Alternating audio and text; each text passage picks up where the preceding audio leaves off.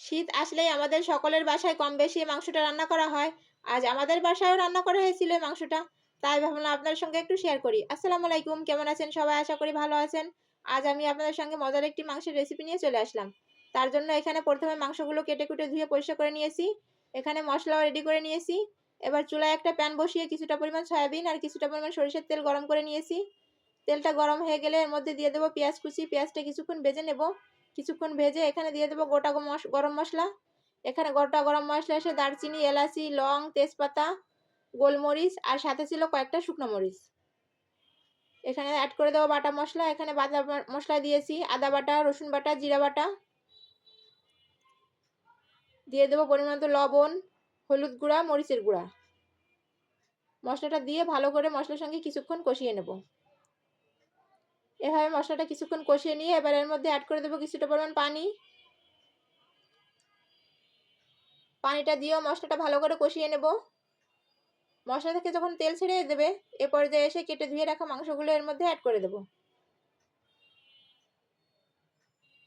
এক এক করে মাংসগুলো আমি অ্যাড করে দেব।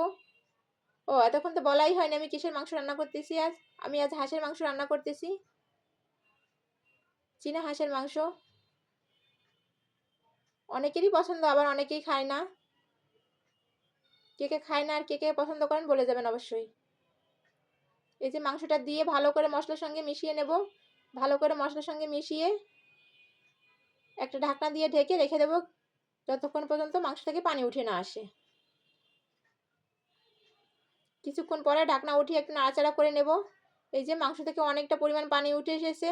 এ পর্যায়ে এসে একটু নাড়াচাড়া করে আবারও ঢাকনা দিয়ে রেখে দেবো যতক্ষণ পর্যন্ত মাংস থেকে তেল ফুটে না আসে। এই যে এ পর্যায়ে এসে আমার মাংস থেকে তেল ছেড়ে দিয়েছে, ভালো করে কষানো হয়ে গেছে। এখন কিছুক্ষণ নাড়াচাড়া করে আবারও কষানোর জন্য কিছুটা পরিমাণ পানি অ্যাড করে দেব। এখানে মাংসটা সিদ্ধ হওয়ার জন্য আমি কিছুটা পরিমাণ পানি দিয়ে দিয়েছি। পানিটা দিয়ে নাড়াচাড়া করে আবারও ঢাকনা দিয়ে ঢেকে রেখে দেবো ভালো করে সিদ্ধ হওয়ার জন্য। সিদ্ধ হয়ে যাবে, মাংসটা ভালো করে কষানো হয়ে যাবে। এই যে কিছুক্ষণ পরে এই যে একবারে পানিটা শুকিয়ে গেছে, মাংসটা সিদ্ধ হয়ে গেছে। এ পর্যায়ে এসে আমি এর মধ্যে অ্যাড করে দেবো কয়েকটা ফ্রোজেন চুই, কয়েক টুকরা দিয়ে একটু নাড়াচাড়া করে এর মধ্যে দিয়ে দেবো আবারও ঝোলের জন্য পানি। পানিটা দিয়ে একটু নাড়াচাড়া করে নেব। নাড়াচাড়া করে ঢাকনা দিয়ে ঢেকে রেখে দেবো।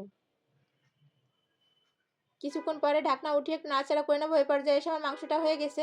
এখন এর মধ্যে অ্যাড করে দেবো টালা জিরা গুঁড়া। জিরা গুঁড়া দিয়ে চুলাটা আমি বন্ধ করে দিয়েছি। এই হচ্ছে আমার মাংস রান্না হয়ে গেছে। কেমন হলো অবশ্যই জানা যাবেন। এই যে এখন অবশ্যই তেল ফুটেনি। এবার নামিয়ে নেওয়ার পরে দেখেন কতটা পরিমাণ তেল ফুটে এসেছে আর কত সুন্দর হয়েছে কালারটা। কেমন হয়েছে অবশ্যই জানা যাবেন। আসসালামু আলাইকুম, ভালো থাকবেন সবাই, আল্লাহ হাফেজ।